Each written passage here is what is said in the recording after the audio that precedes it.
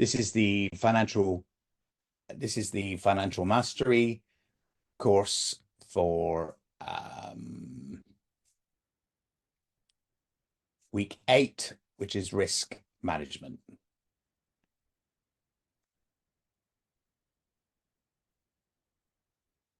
Financial management, financial mastery course, week 8.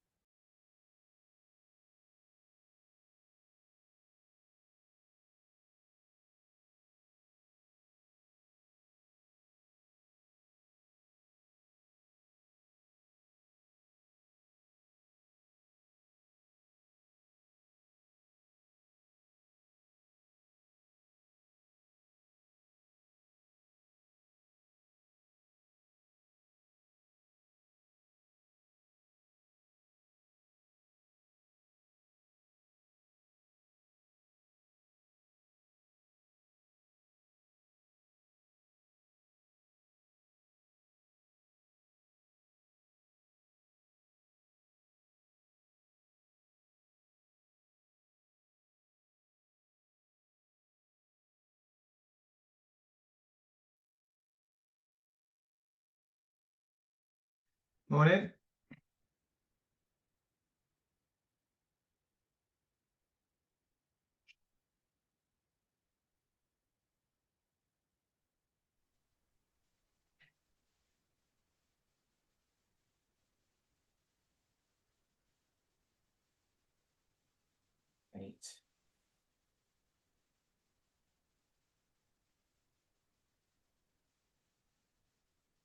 Hello.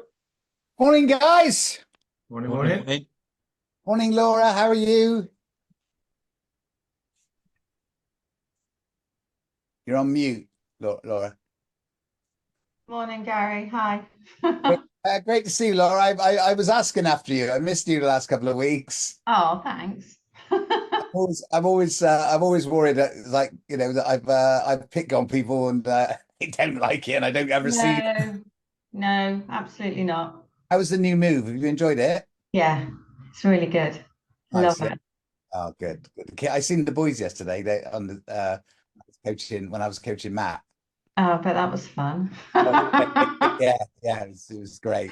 Yeah, The little whirlwinds. yeah, it was brilliant. Who we got on here? Dave's here. Morning, Dave, Mr. Storage. I love that. Hello, mate. You all right?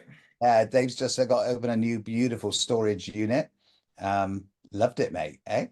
Yeah, it's good now. Yeah, obviously, that was just the setup. We've start moving some stuff in soon. Fantastic. Tom, good morning, Sarge. Good morning, sir. How are you? Any better Ivy Twins, mate? It's Carl looks like he's driving. Well, do you know what he does? Is he on the wrong? Somebody's driving him, aren't they? Yeah, Mitch is driving. All right, Mitch. All right, mate. Yeah, you're gonna hear some shite in the next 90 minutes. So. You're on my earphones again. All right. Okay. Well, anyway, I meant from you, not me. JK, You're not on the Monks Road today, Gary. I'm not what, mate? You're not in the Monks Road today like you were last week. No, I had a very quick board meeting with somebody, so I thought I'd better make a bit of an effort to tidy up, you know. Hi Adam, how are you? Good, mate. Good. Good to see you, mate. Matt Jones is coming in. Yes, it's 17. Tom Scott. Wow, what a beautiful here. Good morning. Good morning. Where are we? I got good news and bad news in a minute for you guys. Could be anything. You know what I'm doing? I'm not letting people in. What do I care? Hold on. Morning, Jay's on Gary. there, is she? Morning, Lloyd. How are you? Very good, thank you. Good. Right. So Katie is in here. Katie's got no video. Oh, but Jack's there. I can see Jack. Jack, 3 times in a week, mate. I know. I'm bloody sick of you. What do you mean you're bloody sick of me? Cheeky No, I'm not thing. ready. Don't worry. Of all the things you could have said, Jack. I know. Katie, good morning. Morning. So, guys, looks like this is us. And obviously, some people come in late. I've got good news this morning, and I've got bad news. Kyle, what would you like, the good news or the bad news? Always good news, Gary. Only good news. The good news is you're being coached this morning, as always, by I have to say, a world-class, proven in writing, inscribed coach to talk about financial mastery. That is as good as it gets, as far as I'm concerned. That's the good news. Anyone want the bad news? It's you. Don't start, JK. Don't start. I'm serious. The bad news is Jodie's not with us today. Dun dun dun. So the bad news is GK is going to be having to manage the PowerPoint. Yeah. So that's yeah. So yeah, Tom's rubbing his head in his eyes. He's like, he's given up already. Okay. You're all very quiet. It'll be all right, won't it? I think it will be. We're all hotly anticipating the first slide. Yeah. Could be anything. Week 1, financial Could be mastery. anything. Yeah. Holiday snaps, 89. This is me and As long as it's not you, Paul, my favourites that my old bosses came up in front of the entire leadership of the business once. well, right. I got It might be. now. Tom has said that. Put me into a bit of a panic now. Right. Okay. So let me just get ready. Let's do this. I can do this, guys. You can do this. Okay. Hey, I've done bigger things than this in my life. Right. Here we go. Okay. What can you see? Different branding. Different branding. Yeah. Yeah. It's different branding. Don't worry about that. We've rebranded. That says Action Coach East London. Does it? No, it doesn't. No, I'm joking. Looks good. All good. Okay, does it look like one whole screen? Yeah. Yeah, it looks all good. That worked really well. Nailed it. Okay. Good. So let me just do this. Right. Okay. So today, guys, as you can see, we're covering risk management and insurance. The problem I've got is I've got to let some more people in. Oh my God. Gary, I'm just going through rebranding and I told them that yellow on black looks shit. So either it's bad news for Action Coach or bad news for me because I've given them a bad steer. I'm starting to think that I should tell them to go back to it. I think Action Coach probably knows more than I do. This looks really good. Maybe it was just they didn't make it look good. I mean, John, I don't know whether Action Coach knows more than you do, but what I know is that they spent a fucking lot of money deciding on yellow. That's probably more my reflection, Gary. Yeah, but it's my personal preferences are probably overruled by Action Coach's knowledge. Morning, Roy. Good morning, Gary. How are you? I'm very good, thank you. We got good news and bad news. Good morning, Rich. This morning, Roy. You got me coaching you as always. That's the good news, just in case you had needed a reference point. But Jodie's not here today, so OGK is trying to manage the whole thing himself. And I actually also need to put you into some breakout rooms today. So it literally, it could be a car crash. But you're all right, Rich. Sorry. Okay, so guys, can I just check? I'm really sorry. On the screen, Sorry. what you can see on the screen is me. Can you see me? Yeah.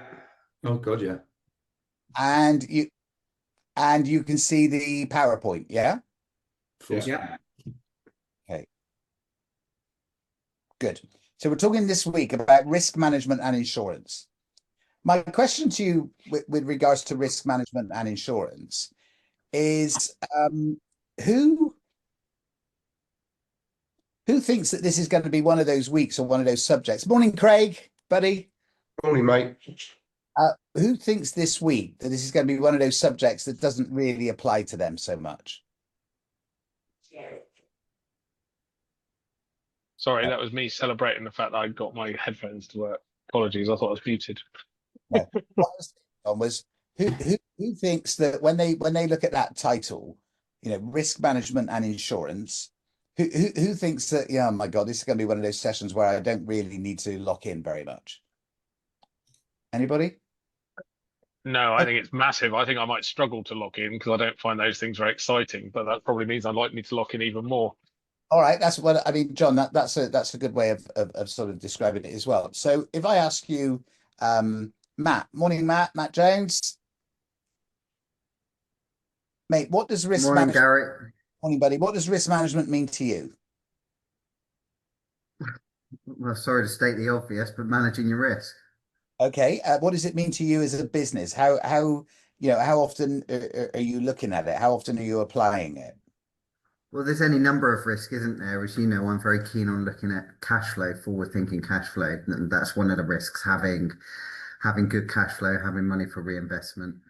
Yeah, brilliant. Okay, so risk management, guys, covers the whole bloody thing. You know, I was coaching somebody about 3-4 months ago, and he had a call come in, and one of his guys walked off of a 20-foot sort of scaffolding at the end, and fell down to the bottom, and is now sadly in a wheelchair. Okay, that's risk management, risk insurance. So what we got to then say is, oh my God, that's awful, that's terrible. But ultimately, as business owners, risk management is not about fear. Okay, risk management is about responsibility and accountability. And why I want to say that to you is, as you in a bigger companies know that, because they know that out of so many employees, somebody's going to have an accident, somebody's going to happen. You know, the supply chain is going to break down, somebody's going to die, somebody's going to have a compliance issue, blam, bam, bam, bam, bang. So risk management cannot be about fear. That should be your first learning. You want to write that down. Okay, risk management is not about fear, it's about responsibility. And the reason I say that is because ultimately you are always going to come across. Morning, Al. Morning, Gary. You all right? Yeah, good. Thanks, mate. You know, ultimately, you're always going to come across a situation where you will be more fearful about the risk rather than thinking about managing it. Al, we're talking about risk management and insurance today, and I guess, you know, most people on here, you've got teams up on roofs in this weather, so you know your one of your biggest risk managements would be health and safety. Yeah. And of course, you know, risk, what I was just saying is that risk management, even then with you, and I know this from I'm the honored to coach you, risk management is not about fear, it's about responsibility. Yeah. You can't run your business, you don't run your business thinking every morning, bloody hell, I hope somebody doesn't fall off the roof. Well, you might do some of them, but like, you know, how do I make it safer and more accountable and be more responsible? You know? Now, what the mindset needs to say for that, and Matt Jones, who does obviously ISO and some amazing stuff, so he will be very much on this, but your mindset needs to be, this is what your mindset needs to be thinking as business owners. I want you to write this down. I won't let my business be what? Won by fear. Beautiful, Rich. Yeah, that is a great one. What I was thinking was, I won't let my business be caught off guard. Okay, that to me is the essence of certainly risk management. And I would suggest to you that it's the one thing that I've got is I've matured as a business owner over the years, is to still go for it, still really go for it, but also to be aware that I won't let my business be caught off guard as best as I can. But let's be honest, there are things in business that blindside us. There are things in business that come in and blindside us that we rarely plan for. Correct, guys? Can anybody think of something that's come in to their business that blindsided them, that they've not, you know, they've not planned for? COVID. So COVID, brilliant example, right? COVID. And when you look back at COVID and you think, wow, might have been so bloody obvious. Some of the WHO were telling us for years it was something was coming, right?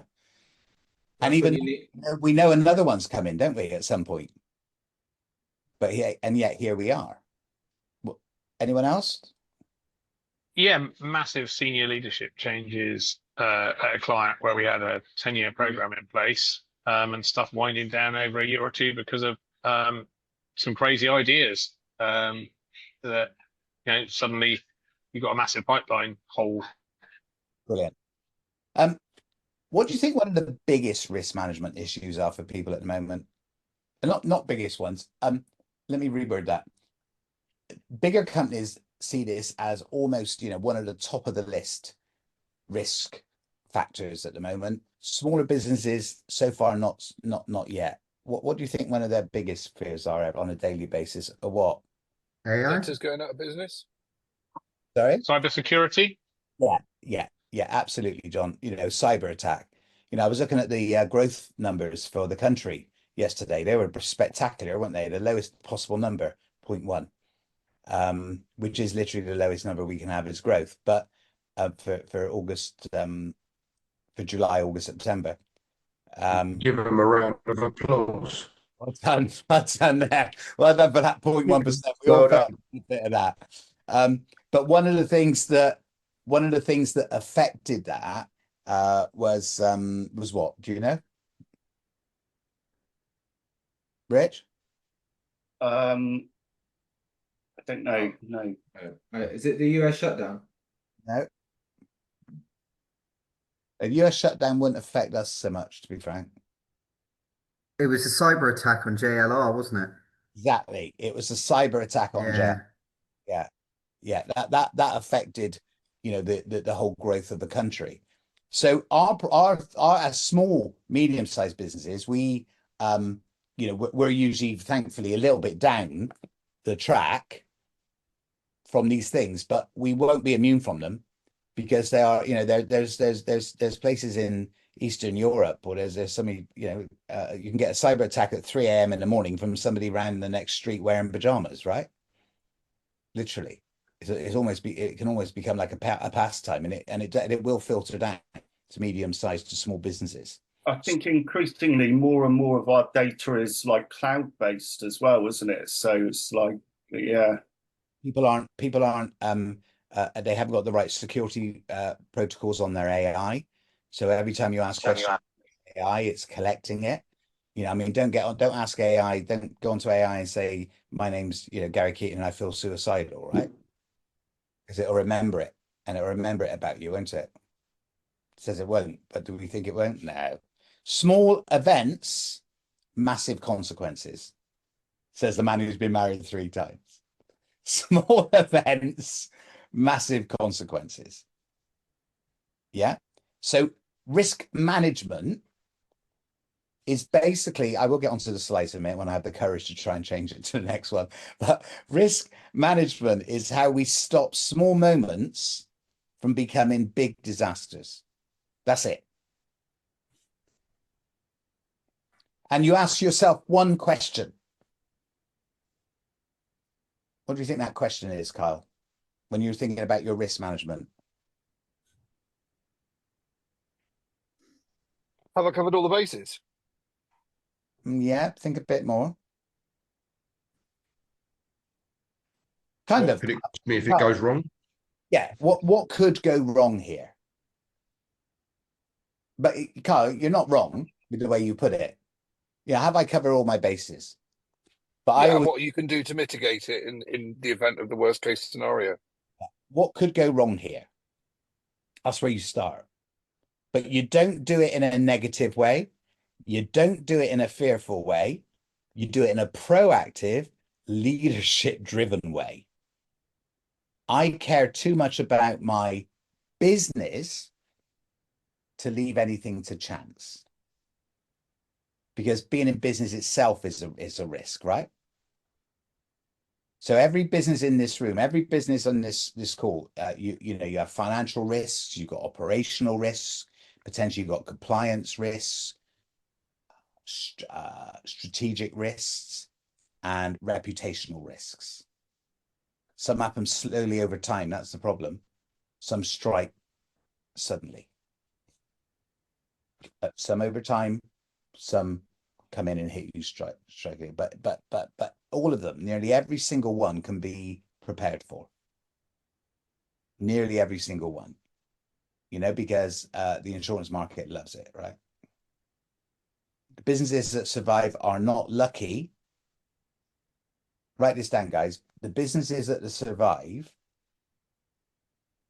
Come on, Cass, you can do the PowerPoint. You can do it. Right, the businesses that survive aren't lucky, they're prepared. And prepared businesses don't panic. They, what? What did we do in COVID? Pivot. Remember, Action Coach, you know, tripled its business size in COVID. So, you know, prepared businesses don't panic, they pivot. Your job always, when things happen, if you haven't got full coverage, and none of us will, although we can, none of us will, they respond, they adapt, and they keep moving. Some of you will have had a WhatsApp from me sometimes, or maybe an email, and I use one word at the end very often, beginning with O. Do you know what it is? Thanks for reading my stuff. Onward. Onwards. Onwards. Onwards. It's all we got. It's all I've got. It's all you've got. Onwards. No point in looking back. Onwards. You know, you've got to keep moving, but you build the buffers in. You know, you build the buffers, the safety nets, and the processes, and that then builds you and gives you what? Confidence. Confidence. Predictability. Yeah, predictability. And predictability and confidence spreads. Success. Success spreads. When you're calm, the team is calm. I've been talking about that quite a lot this week, about emotional contagion. Yeah, when you're calm, the team's calm. When you're stressed, the team's stressed. When you're angry, the team's angry. When you're worried, the team's angry. The team's worried. When you're unprepared, the team's underprepared. When you're being late for meetings, the teams are being late for meetings. Yeah, life's a mirror. So risk management, you know, basically means when something goes wrong in your business doesn't fall apart. It bends, but it doesn't break. That's what you need to be like, guys, in business and people. You know, when something goes wrong, you bend, but you don't break. You can't. It's too much banking on it. But by getting risk insurance and management in place, it turns that in uncertainty. It turns that uncertainty into action. I think Action Coach have got a slide for that because it's got the word action. If anything's got the word action, we'll have a slide for it. But it turns uncertainty into action. Your job is to prepare for it, right? Okay, guys, here we go. You ready? We're going in. You got this, mate. I'm nervous, kid, I'll tell you. You're right. You're right. Prepared. Okay, slide 2. What is risk management? Risk is the potential of losing something of value. Anticipate, assess, and mitigate uncertainty. You know, I want you as entrepreneurs to take risks. You have to take risks, or, you know, team members, managers, you know, if you're on this call and you work for somebody, you've got to take risks. And you're entrepreneurs, and that's what you're born to do. That's what we're here for. Take risks, but not with what on? Blindfold. He's gone. Off his chair. Oh yeah. Hey, not with blindfold on. I didn't get that ready. It's just I got my travel bag here, and I've always had my. I didn't know you were joining from the dungeon, Gary. There's handcuffs down there. Come on, you're a Backwell resident. You know how it goes, John. Okay, so entrepreneurs, you know, they need to take the, you know, we love taking a risk, right? We love it, but preferably I'd always prefer to not take that risk blindfolded. Okay, why risk matters, right? It protects profits, people, and reputation. And the reputational risk is massive nowadays because somebody can get, you can get a bad reputation out there in seconds, right? However, you can't wake up and live your life being fearful of having a bad review. Somebody who's built real reputational risks is they're going to get a bad review. Everyone at some point is going to get a bad review.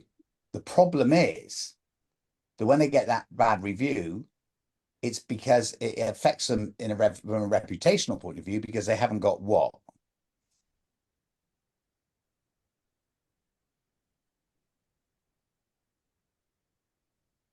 They haven't got. I was going to say they haven't got such a wealth of good reviews that it's a drop in the ocean. That's exactly right. If you got 5 reviews and you get bad one, you got a 20% bad review. That's a reputational problem. If you as a risk management get review after review after review after review after review, and you get one bad one, we all get one bad one, 2 1 3 1, you're reducing the likelihood. People don't actually want 5 stars, right, of reviews. You know why? It's unbelievable. Nobody believes it. You want a 4.9, a 4.8, a 4.9. So a few bad reviews won't finish you off. But if you've only got 2 reviews and one of them's bad, you're getting a 2.5 out of 5. So the simple little things like that in business, right? I know this is financial mastery, but simple. You've got to say, what's that got to do with financial mastery? A lot. Ask a restaurant that gets bad reviews, right? It has a lot to do with financial mastery. So it's it is incredibly important to to think about that reputational risk. It builds confidence for any investors you've got, your early investors, your team, and it keeps you compliant and resilient. Okay, here are the 5 main ones, guys. Okay, financial. Okay, so your financial cash flow, debtors, and costs. So I think we've covered that. I think we've covered that quite a lot over these weeks, and obviously we will do more. But you can see that you can see in a business with clarity with the work. I'm hoping anyway. You can see in a business with clarity the work that we've been doing will actually cover you. From a business perspective, to know when you're going to run out of money, if you're going to run out of money, what you need to do about it, and also the advantage of working on your debtor days, your creditor days, and cash flow, etc. Now, what I want you to do, guys, is if you can make a very quick note of those 5: financial, operational, compliance, strategic, reputational. Okay, or take a photograph of them. Okay.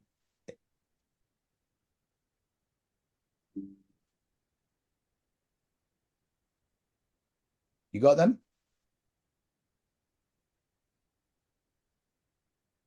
Hello? Yeah. You got them down? Anyone not got them down? Yeah. Yeah, got them. Okay, I'm now going to put you into breakout rooms. And what I want you to do in the breakout rooms is I want you to have a discussion, and I want you to come up with what you think for either your business or generically is the top 1 or 2 risks that you have in each of those areas. And then you're going to just get a spokesman to share those 1 or 2, very brief, just 1 line, risks that you think your business may have. You think your business may have, and see if we can see that we got some conformality, that you're all sharing some of the same things. But also, if you do it, you will come back with things that I might not always think about. So hold tight. I'm going to try the breakout rooms. Wish me luck. Why this week? How many would you like in a room? 3 or 4, or 2 or 3? Three? Two or three, I reckon. Three. Guys, 3 sounds spot on. it's Yeah. been emotional. And I wish you the very best of luck. See you all next week if Gary puts us out the pool. JK, I have no idea how to get you back. The 1 week I need to do the breakout room.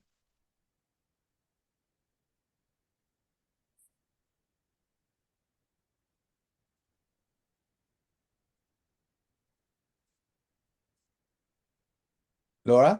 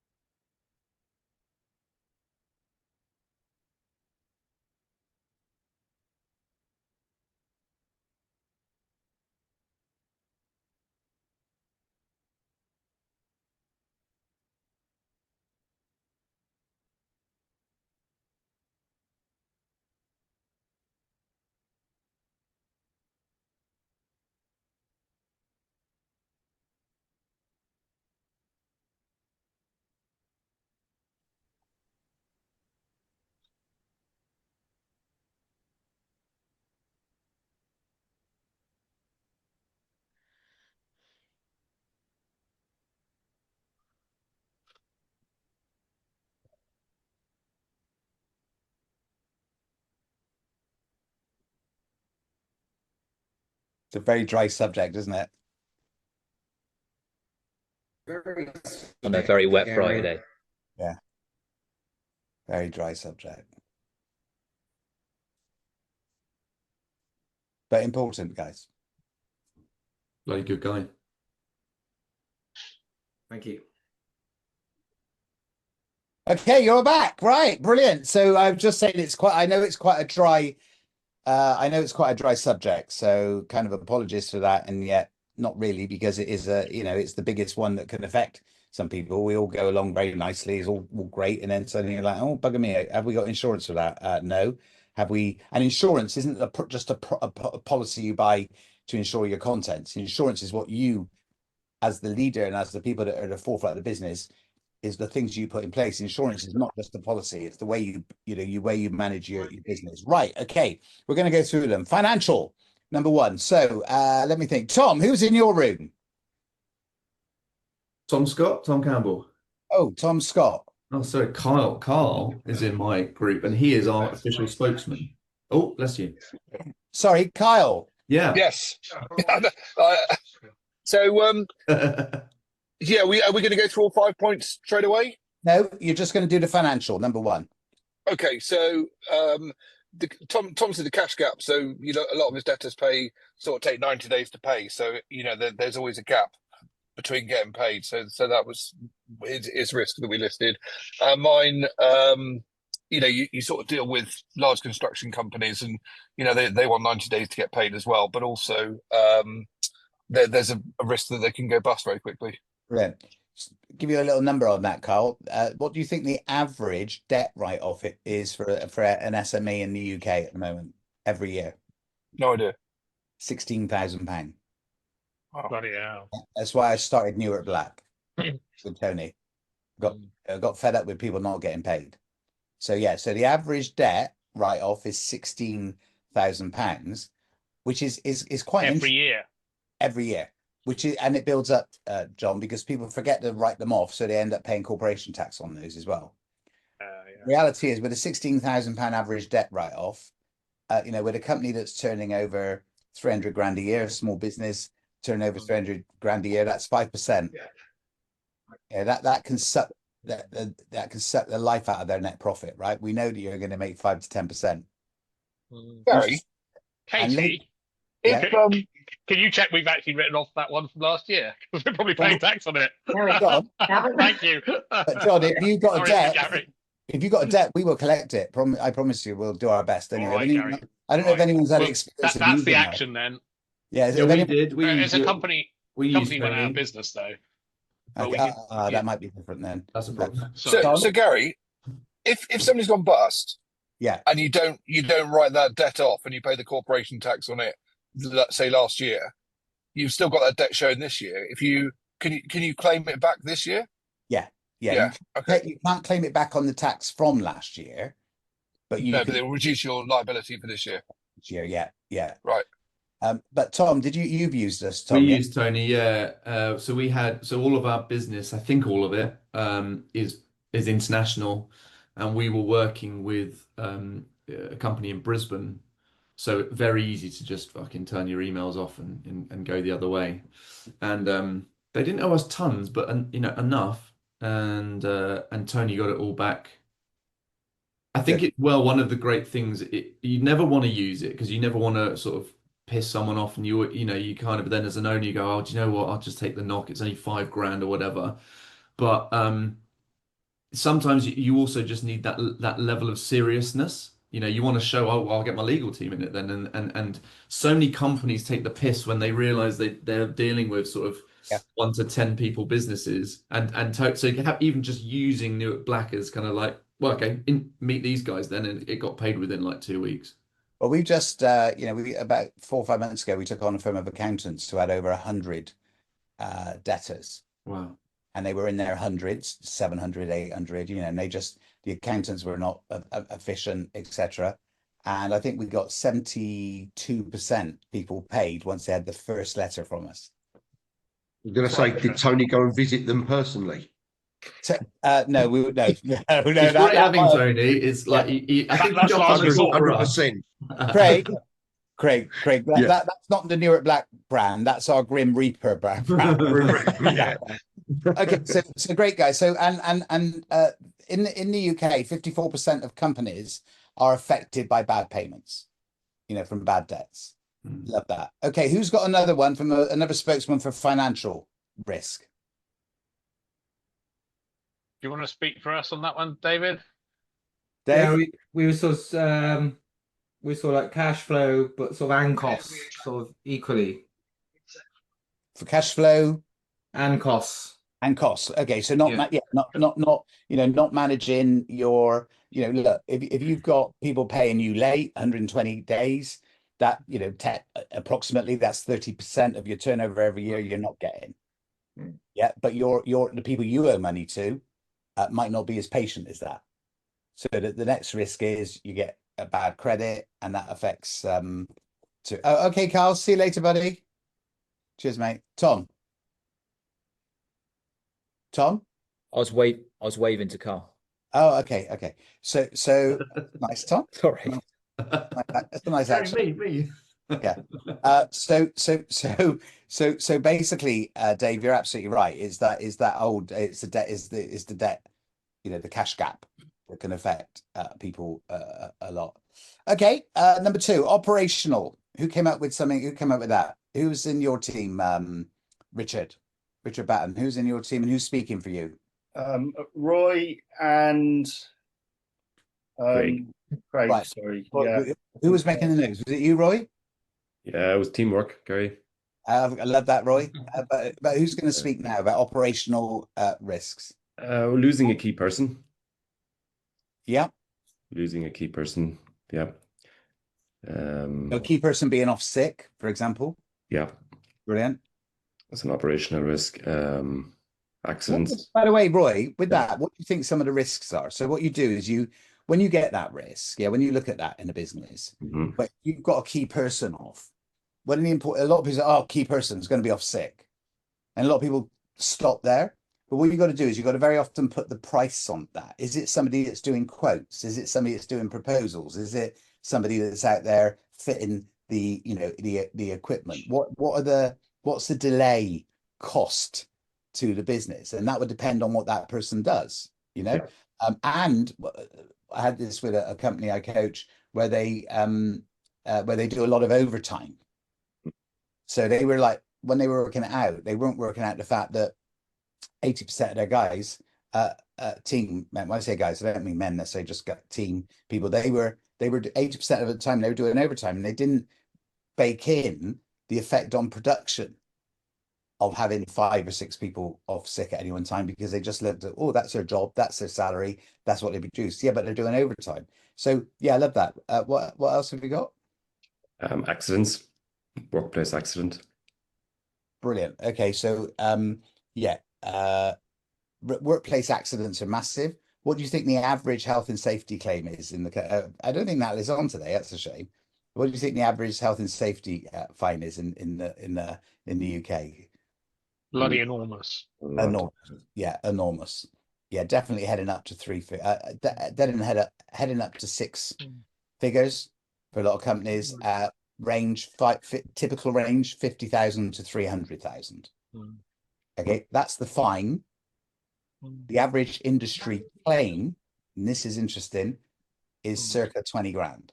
So the average industry claim is between 10 and 40,000 pounds. So in other words, a lot of people are having to pay out small amounts of money for the guy that cuts his finger on the banister. The person that feels like they've mentally had been abused or whatever, and it's affected their mental well-being. Health and safety is a great example, and everybody thinks about somebody just falling down the mine shaft. They don't think about it. I've got a coachee that I coach. He had a health and safety claim for somebody that cut their thumb on a pair of scissors. £7,200 on the pair of scissors in a manual job. If I think my dad was a welder, right? And if I think about how many hours my dad spent at the High Hospital in Bristol, and not one health and safety claim, that's not good. you know, but my point is we are a very changed society, and there's good and bad in that, you know, but these things happen. So injury claims, I love that. Great example. Compliance, legal, it's a fucking lovely session, isn't it, guys? Hey, we're all going to come out of here very happy today. I'm going to go to the cinema today after this. I'm going to watch a film. Okay, sorry. I'm going to stay in the pub. I knew it'd be a miserable session. By the way, just to let you know what I did, I spoke to Tom Campbell.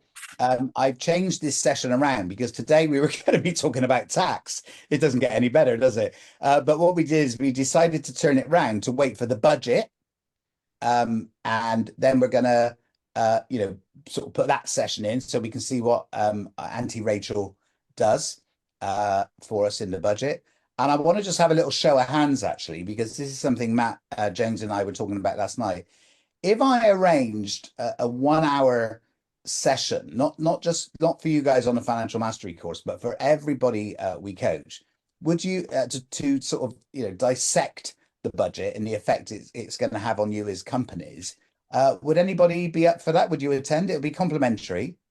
Yeah. Yeah. Oh, now the hands go. Yeah, great. Not okay. a shadow of a doubt, Gary. Without a shadow. Okay, It's so been in my mind for a little while. Brilliant. I'll have to write it after the budget, and I'll have, obviously it's not easy to write when you got tears in your eyes, but I'll try and we'll see. So I think I'll arrange that, and then when we do the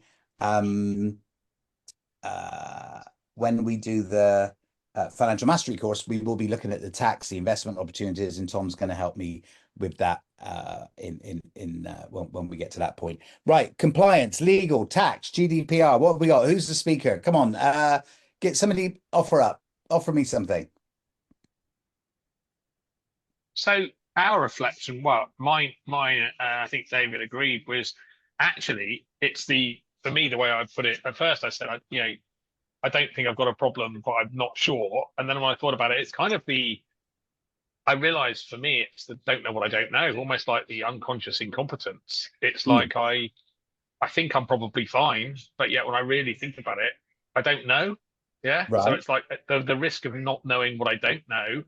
And it feels like that's not very specific in terms of the topic, but it feels like that is the primary risk for me, is unawareness of what I need to be on top of, which therefore drives a significant probability that there's something there that I'm not. Brilliant. So we're going to, after today, I'm going to send you a risk audit form for you guys to do, and hopefully, John, within that risk audit form, there'll be some things that you wouldn't think about. A lot of people, for example, don't have directors insurance. You know, they don't have insurance for one of the biggest things that hits people in compliance is, what do you think? Having a HMRC audit? Yeah, an HMRC investigation. Yeah. And, you know, we all know that HMRC are really ramping up their commission payments to people, to whistleblowers. And you only have to look at everybody that's left the company that are going to try and blow a whistle on their boss about something, even if there's, you know, nothing there. So the average, you know, accountant's fees can be anything between 10 to 15 grand. I know this as an expat. So quick question on mitigation. Go on, mate. Quick question on mitigation, Gary. And maybe it's too much detail, but every year the accountants send me their own insurance, and it costs a shitload more than the insurance you get through the Federation of Small Businesses that we're members of, where you get legal investigation insurance. Yeah. I've never bothered with it, so I figure we're covered. But I've just thought, in terms of the busier and busier I get, the opportunity cost of me having to get involved versus just knowing we're insured to use our accountants who know, feels like it might be a small price to pay to double up. But I don't know, just a reflection. The accountants are not the best business owners on the planet, John. They're not what, sorry? Not the best business owners on the planet by far. And many accountants are under investigation at any one time, I can assure you. Yeah. Their own accounts. Yeah. Quite gobsmacked. Well, my first one went to prison, so I've hopefully upgraded since then. Yeah. But what I would say is stupidity is not a reason to not get a huge HMRC fine. No. Right, you know, and penalties can go up to 15%, interest costs, etc. So that, for me, on the compliance side, is a big one. Can have a risk. Tom Campbell, what you must have had something to say on this one, right? Yeah, for me, like PI costs are quite high because well, all the advice that I provide is guaranteed. So got high PI costs with my business. And equally GDPR as well. There's some real constraints in that respect. Yeah. So we get sometimes that we obviously we do marketing. I as a coach I do my talking, my speaking, but as a company we've got 7 coaches, so we're constantly marketing, we're making calls, and every so often I'll have a message come through. This guy's going to sue us. He's going to sue us because how do we get his name? How do we get his number? He's going to sue us under GDPR.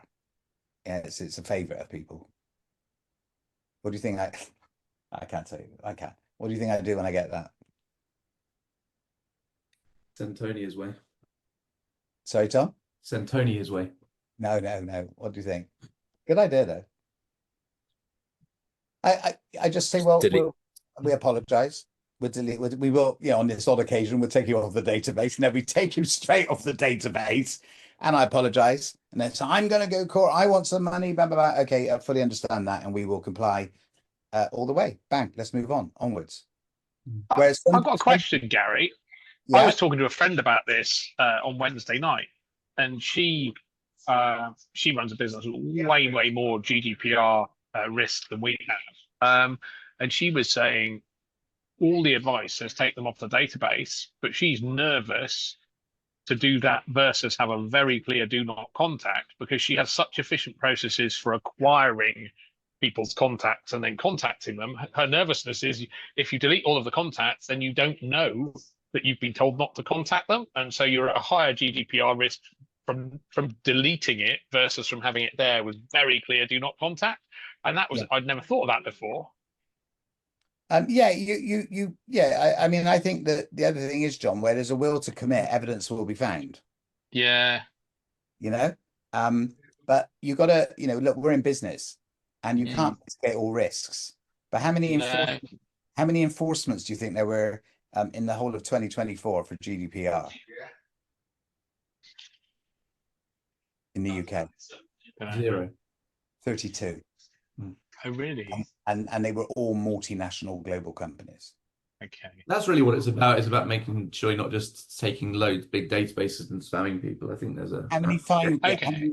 That was reprimands actually. Yeah. How many fines do you think were made for GDPR? Single digits then? 18. Now I'm not saying that we flaunt it.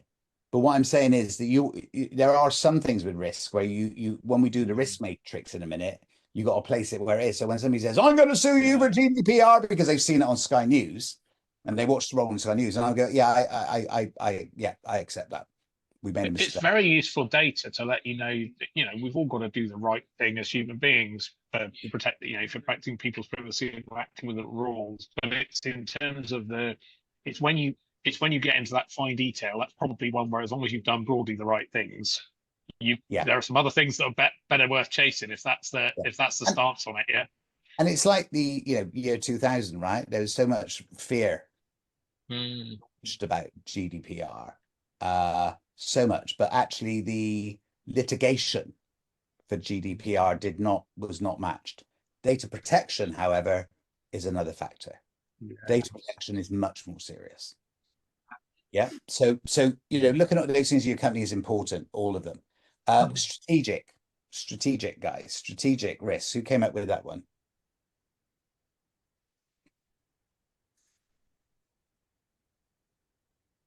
I don't mind having a bit of a lead on that in terms of the wealth management business, Gary, but the recurring I get recurring revenue, which is solely based upon stock market based returns.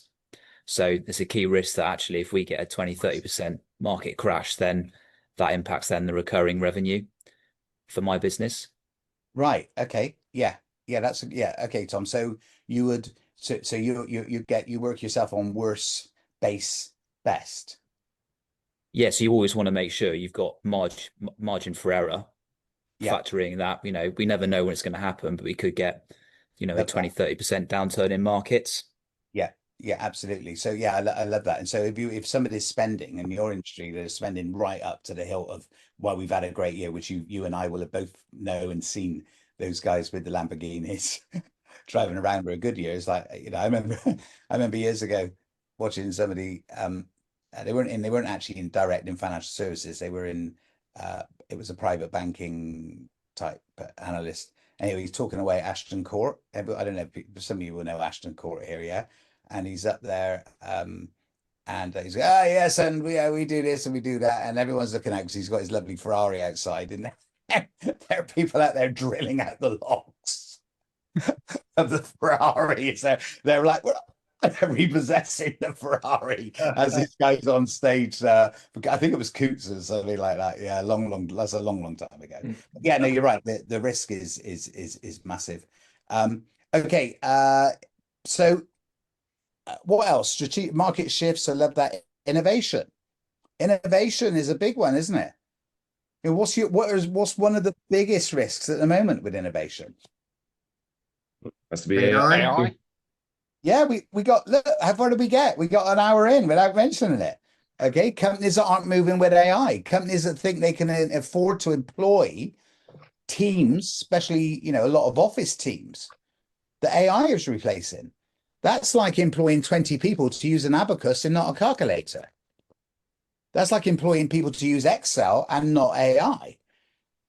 Now it's still just about a choice, but only just about. So automation, AI is very, very important.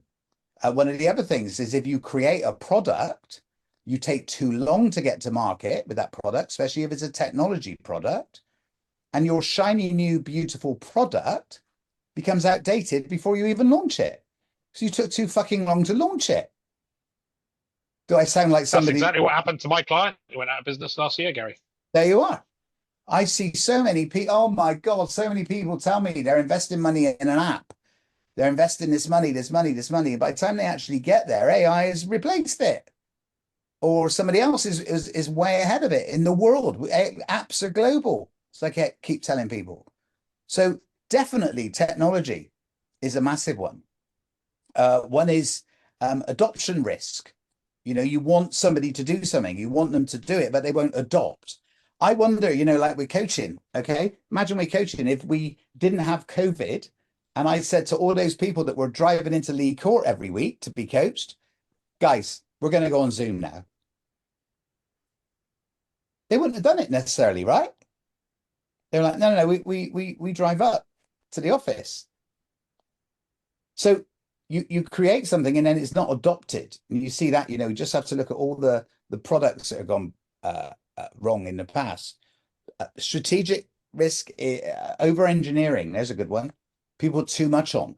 They put too, it becomes unusable. E-learning has a challenge with that sometimes, right, Lloyd? It does. With e-learning, people put so many dashboards on, but actually 80 or 90% of the clients are only using 3 or 4 of them. You can find sometimes. So those are strategic risks. And then finally, reputational risks. Who came up with that? Who came up with something for that? Our 2 biggest ones, I think I just got it down. We were actually kicked out. The reason ones I jotted down were data breach and an unhappy client bad mouths us in a remarkably small world that is global medtech. So data breach I would put under number 3, John.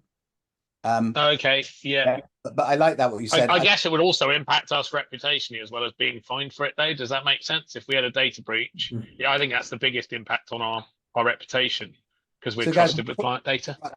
Quickly write this down and then we'll crack on because I've covered quite a lot of the slides already. Top reputational risks on box 5. Number 1, bad customer experience or poor customer experience. Write it down, guys. Bad reviews, slow responses, missed deadlines, Google rating drops, conversions fall, revenues hit. Yeah. Number 2, staff behavior and attitude. Rude staff, unprofessional emails, poor communication. One screenshot shared online can destroy absolute trust. Look at the Epstein files, right? One email caught by one of your members of staff, and then that you get rid of you, bang, out on LinkedIn. Low quality or inconsistent quality. Are you up one day and down the next? You know, do you have poor service? Your service is shit, or your product fails. Cheap materials. Does anyone use Every? I keep mentioning them because I hate Every. You know, the delivery people. I mean, they're shit. You're forced to. Yeah, you're forced to because you can't choose who your suppliers use, can't you? But bloody hell, every time I see it, I'm just like, it's going to be left in the bin 5 houses down the road or something. Exactly. I ordered something the other day and it came back. I'm very happy with my order. Every will pick up your parcel. I thought, yeah, they will, and they'll take it to Aberdeen. You know, but yeah, Every, usual. And on we go with number 5. It's a big one. Social media backlash, off-brand posts, angry replies. As business owners, we never have the wavelet, the broad, the wave. What was it? The width band. Bandwidth. We never have. We never have the We never have the bandwidth to be angry, ever. We're on show here, guys. Your number one thing of leaders is to your number one thing as leaders is to be calm. That's for sure. Okay, so these are just a few of them. Data breaches, failure to deliver on commitments, blah, blah, blah. Big ones, guys. Right, I'm going in. How's that? Looks great. Looks great. Risk. Oh my God, I'm going to have to come out again. Risk appetite. Okay, different businesses tolerate different levels of risk. Low, cautious accountants, high and bold startups. What do you think I mean by that, Lloyd?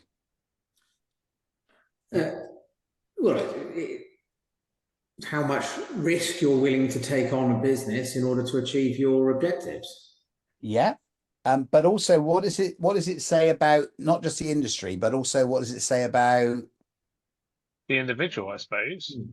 Yeah, you know, you as the business owner, what is your tolerance level for chaos? I mean, this is why a lot of marriages struggle, right? Because the two people in a marriage have different tolerances for chaos.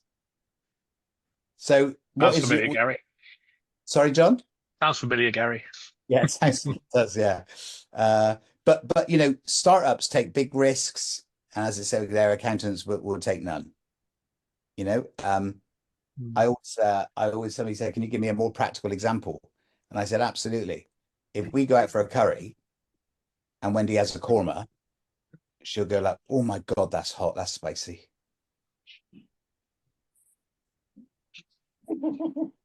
Right? That's Wendy's tolerance to spicy food. God, that's hot. And I'm like, I hasn't even touched the sides of my spicy. I do treat her to a little pink cocktail every night, which is a little bit of Gaviscon. But the reality is that what is your risk appetite? And sometimes people with high risk levels, you know, where they will take a lot of risk, they're the ones that spend a lot of their life in regret, because regret is always at the end. You know, but that's okay because they also get great rewards as well for taking risks. So you've got to know your limits. So what I want you to think about is, you know, just make a little note on a 1 to 10. 10 is I'm off the scale when it comes to taking risks. 1 is, yeah, I am. Just give yourself a number for a second.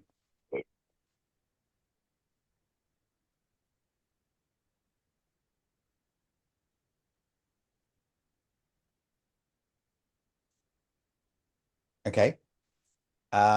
Who had anything? Who had a 10?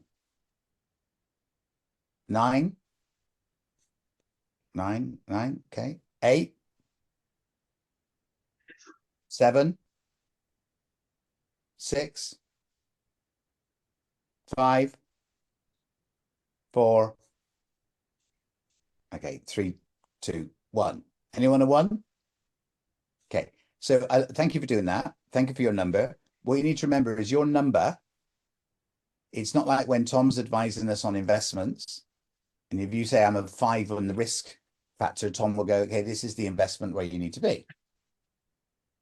That's, I'm an 8, right? This is where you need to be with your money. It's this way you invest. This risk number is yours.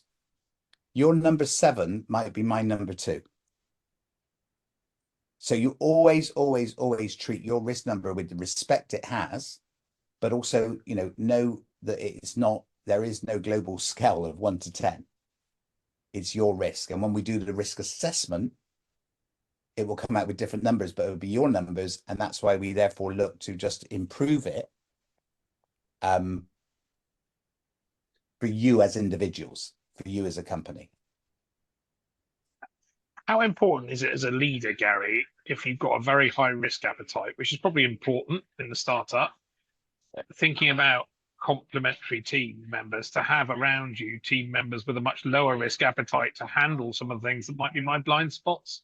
Yeah, brilliant. Well, the first thing you do is you do this one, John. You do the risk assessment process, right? So you need to identify those risks. Always keep reviewing them, evaluate the likelihood of them. But you've got to, what you just described really, John, is if you write this down, guys, identify it, evaluate, prioritize, treat it or implement it. I'd rather have treat myself, but anyway, implement it, and then review. Right, so it sits at stage 4 if appropriate. Yeah. Yeah. What I've just asked. Yeah. Exactly. I can see where that fits. That's why I said treat it rather than treat it. But look, guys, it's like having an MOT for your business, right? Risk assessment. Ignore it, and something will explode in the end. Think of this session today as what is your MOT? What's the MOT you need to do every year for your business? Does that make sense? Hello? Yeah. Oh, I thought you'd all gone. Sorry. Just hope I get better, more efficient at remembering to do it than the MOT, Gary. Well, there we go. So document, well, MOT, they can tell you online now, can give you a little beeper, and you could do it the same with this.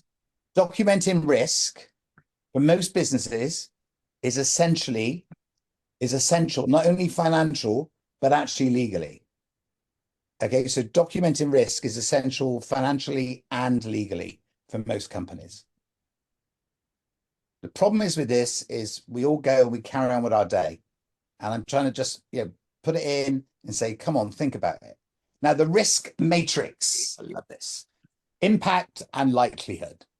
Okay, so with the risk matrix, what you can do once you've had a look at all your risks is you can create or you could do this. It's very simple. I love a matrix, lads, right? Guys, team. You're very quiet today. Just calculating up the risk of replying, Gary.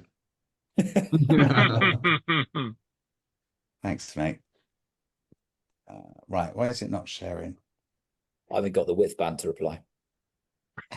Is it something to do with the name Tom, where they take the piss out of go? Is it? Do you think is the name Tom anyway? Right, here we go. The risk matrix. You can do this sat at your desk sometimes when something comes up. Hopefully before it happens.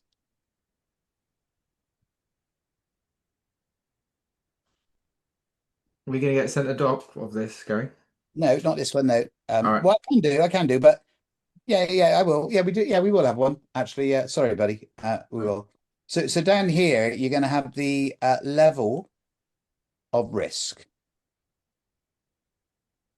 Okay, so the level of risk is going to go down the side. So what do you think I mean by the level of risk? How severe? 1 low, 5 high. Yeah. Yeah. But it's the likelihood it's going to happen. So it's like the probability, yeah.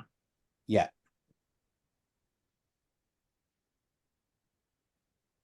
Okay, that's the likelihood down there that it will happen. What do you think goes along the bottom? The amount of shit that hits the fan if it does. Yeah, brilliant. The impact. Okay, and your work for next week is to do as many of these you can for your business and come up with the scores. So if you say, right, the impact of this, of somebody dying, is on, will be a 9, but the relative, the perhaps the chance of it happening will be a 2. So when you look at your risk scores, that will come up as a, for example, as an 18. And that's how you have to look at it. Because otherwise, if you don't look at it like that, you'll be over obsessed with the potential impacts as a high number. You can have a 10, but the likelihood might be a 1. And that means you'll be worried, walking around full of fear. So you've got to do it on the numbers. Yeah. Does that make sense? So the likelihood of whether stopping you do a job is very high. And the impact, if it's more than 3 or 4 days in a week, could be very high as well. So I want you to, the work I want you to do for next week is to do your matrix for your business. I know it's dry work, but it's great work. It's important work. And I don't want you to get to the day where you think, bloody hell, that bastard told me to do it and I didn't do it. Operational, financial, people, compliance, strategic, reputational, innovation, supplier risks. We've done them. We've talked about them today. They're in that, they're all there. Get everybody in the team to contribute. Everyone around you. Oh, this could happen. That could happen. My wife can see trouble. I can't sometimes, literally. Wendy can say, oh, that's going to happen. I'm like, oh God, yeah, look. Gary, yeah. Quick question on that. What's the logic of how you determine the impact and likelihood? Because you could really, on almost everything, you could go to the absolute worst case scenario of the threat. Whether it be a data breach, likelihood fairly high, impact, well, it could be catastrophic if you go right to the extreme of it. Someone falling off a ladder, it could be that they've fallen off and just injured themselves. It could be that they've fallen off and the family sues me for millions, or it could be, how do you could just take it to the extreme almost every time, and that would almost become meaningless. So what you do, Lloyd, is a great question, by the way. And what you do is when we work on and create your, who's that? Who's gone? Richard. Hi, Rich. I see Tom waving again. I don't know if he was going to ask me to talk it up, but basically what you would do, Lloyd, where are you? There. Basically what you do, Lloyd, is you can label the impacts as well. This also comes down to your level of risk appetite. Mm-hmm. So write these down. This will help, I think. The first impact is, what impact will it have on me financially? You might say, if it's a score of 1, it's going to hurt me by 1,000 quid. If it's a score of 5, it's going to be business threatening and affect me by 250,000 or 2.5 million. So what's your financial tolerance? For some people, financial damage might be 500 quid in their lives. So where's your tolerance? What is it? Does 500,000 knock you out of the water, or does £50,000 knock you out of the water? Mm-hmm. Yeah. Then you get operational impact. If this happens, is it minor? Can we keep going? Is it a 1-hour issue? If this happens, is it a major shutdown like JLR? So that's so you got financial, you got operational. You put me on the spot now. Health and safety impact. Okay, so from a health and safety impact, is it a minor? Is it a minor issue? Is somebody falling down the ladder, fallen off the ladder or something, or is somebody have they got an injury which is long term? They're dead, I suppose, is the ultimate. But is it an injury? Is it severe stress nowadays is a big one? Have we lost a key personnel? In which case you insure it. Yeah. Nathan is going to talk a little bit about key man insurance. Tom can also advise people on key man insurance. That's a big thing for me. I always insure my key people in case of death or injury. Because if they go, there's a hole. Even though you have a system, there will be somewhere a hole. Number 4 might be long-term absence. Number 3 might be, you mentioned it, Lloyd, might be maternity. Yeah, you said you have a lot of ladies working for you. So so you look at the impact of that. You know, number two could be a temporary, if somebody's got injured, could be a morale dip. And number one would be like minor frustration. So you know that's your people and your sort of health and your safety bit. What have I done? Financial, operational, people, legal and compliance impact. Okay, so what can it be? Is it one small complaint? That might be a 1. Or number 5, is it national exposure and a serious reputation loss? Number 2 might be a negative review from a couple of clients. Number 3 might be several complaints. We got a problem here. And you're starting to get public negativity about your business. Number 4 might be you lose your top key clients, right? Or your top people that are referring you. You get an online backlash of that. So that's the impact from customers. How many have I done? I've done finance. I think you've done 4, haven't you? Is that right? Done finance, operational, health and done safety with people. Strategic, is that right? No. Can't read my own writing. Then customer or reputational impact, and then you got a legal and compliance issue. You know, if we do this, is it a minor internal breach in the business, just a little bit, something's gone wrong? Or number 5, is it criminal? Could we criminally be fined here? Is it a major penalty we're looking at? And then you get fines, formal investigations, corrections, health and safety, Performing Rights Society. You know, I know some people that get the Performing Rights Society come down, and you think the bloody KGB had come in. You know, they come and listen to the background music and they go, "We're finished." What do you mean you're finished? We've had an officer from the Performing Rights Society. Well, do you have a license? No, then get a license. 40 quid a month, or yeah, whatever. But it's your tolerance. But my job as your coach is to say, this is not a number 10.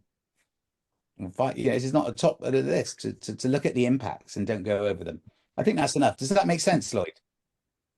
Yes, yeah, it does. Yeah, thank you. Yeah, so it's those financials, financial impact, people impact, and then you've got to look at the likelihood that could happen. And over time, the likelihood can change. If you get a rogue consultant in a company, then you're going to put that likelihood up the scale when you review it. You know, so it's a constant review of reputational risks. No, there's not one company on here that doesn't need to, you know, to be thinking about this today. Okay. Number 8, managing risk. These are the ways that you do it. Once you've done your risk profile, you avoid, reduce, transfer, and accept. Right. So that's your 4 main options. Is you're going to avoid them, you're going to reduce them, you're going to transfer the risk, i.e. insurance, etc., or you're just going to accept it.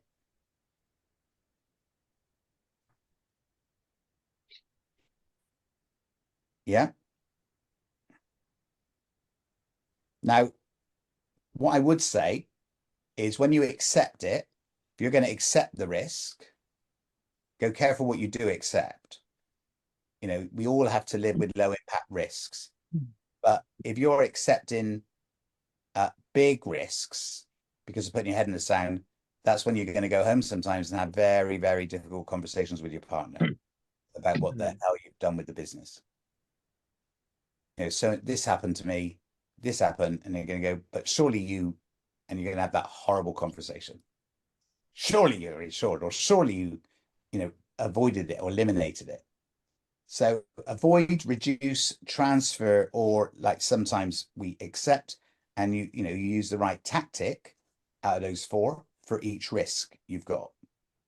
Okay, so with this risk, how can I reduce it? How can I avoid it? How can I accept? Do I have to accept it? But as we see at the end, hope is not a control measure. I hope nobody falls off the roof, right, Alan? It's not a good strategy, right, mate? Can't hear you, buddy. Sorry, I was on mute. Yeah, sorry, it's not a good idea, is it? Yeah, I mean, it's like Alan not having insurance and putting all those guys up on roofs and stood there thinking, fuck me, I hope you don't fall off. Not the best risk management on the planet, right? Wow. Yeah, we won't tell anyone though, right? Insurance is a safety net. Insurance doesn't stop loss, it just softens the blow. We all know that. Yeah, look at my 20-odd £1,000 water bill still not done out, right? Yeah, the insurance company, all the insurance we got, we don't have the bit that covers the bit from there to there. Yeah. So, you know, it can sometimes soften the blow. It's a backup parachute. Like with Keyman Insurance, you know, it doesn't always soften, you know, it doesn't stop the loss you might have by losing that key person, especially if you're in a partnership or shareholders. But it will soften the blow if you've got £500,000 or £1 million or £5 million payout until you find a replacement, until you get that other key member of staff back in the business. Types of business insurance. Look, you don't need me to read through that list. Those are just some of them that I've put on there. You know, I find that a lot of people don't have the third one up. They haven't got the proper cyber and data coverage. Key person as well, as we spoke about today, absolutely so crucial. So crucial. Credit insurance, you know, protecting your monies, protecting your debts, and say it's a company you're working with goes bust. You know, you can normally insure that risk for about 1%. If it's a company owes you money, you can insure the risk of them going bust. If you're not sure, this is very important for people in the construction industry. Craig, you still here? Craig Clark? Yeah, I'm here. Yeah. So I can't see, sorry, mate, I can't see everybody, but you know, in your industry, Craig, it's a big thing. I know you're on the electrical side, but generally in your industry, if you want, you know, we all know over the years we've seen huge construction companies go bust overnight.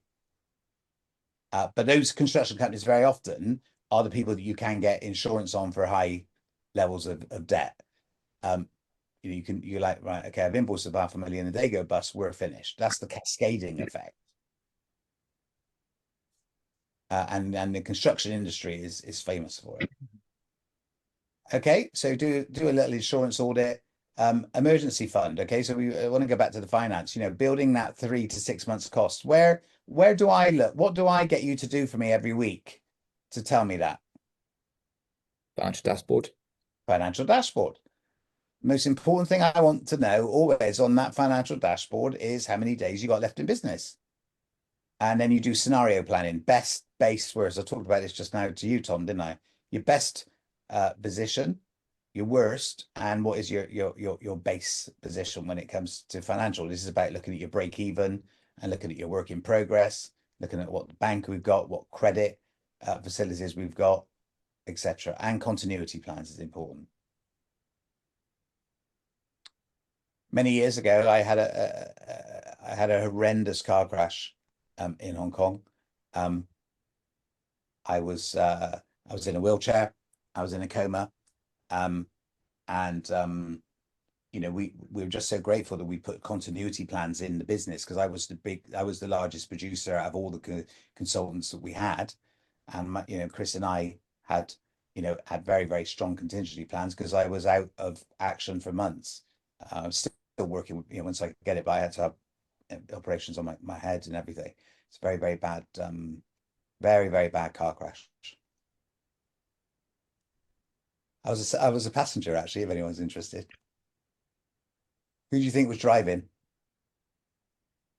Backseat driver. No, my mad second wife. She put us into a lamppost, 100 miles an hour. She all right? Shut up, Tom. Yeah, she is all right, Tom. Yeah, she's a multi-millionaire now, mate. All right. Good luck to her. That's ruined my Friday. Okay, so but I'm all right, right? So guys, this is your work. List the top 5 business risks you've got. Score each with a likelihood and impact. This is your quick one. Prioritize the top 3. Identify one action or insurance policy per risk. That's it. That's the main stuff I want you to do. We are going to send you a risk assessment form, and I would like you to do the risk matrix. But that should be the work that you do between now and next week. Hope it's not strategy, risk management is, you know, so we don't have to be in a situation with nearly everything now, you know, where we can't get some coverage or some planning or some reduction. You know, look, we employ people, right? People, yeah, I always just say, you know what? People will trip over anything, even nothing. Right? They just will. They will trip over everything.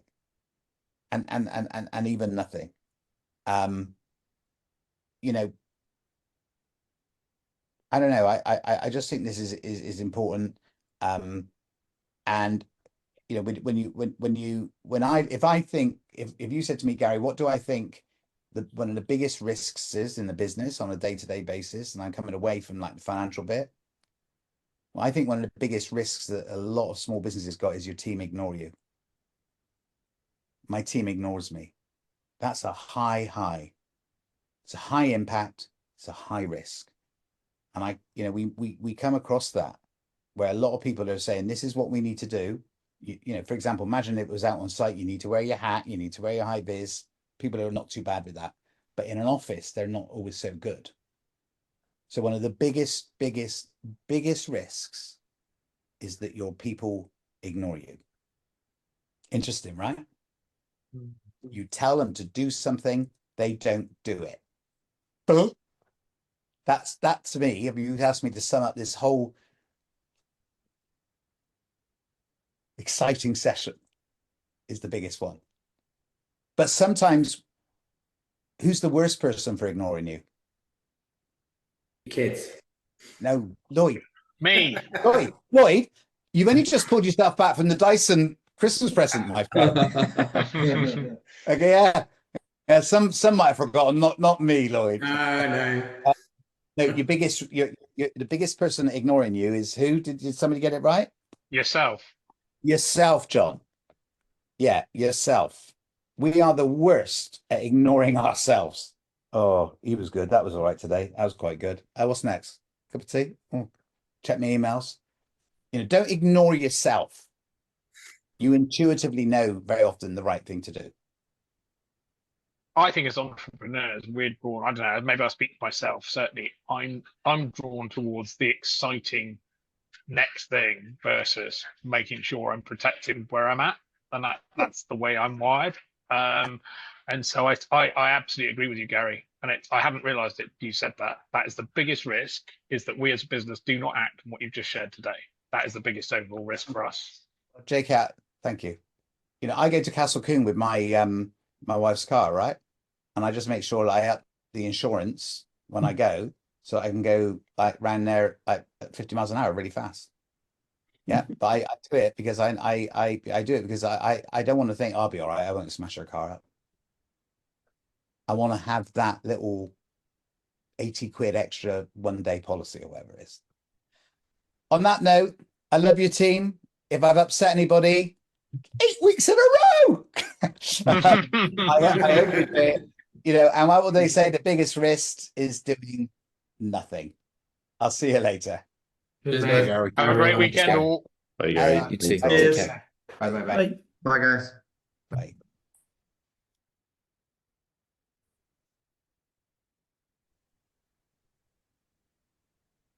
See you later, Al. See you, mate. Bye, mate. Okay, bye, mate. Bye.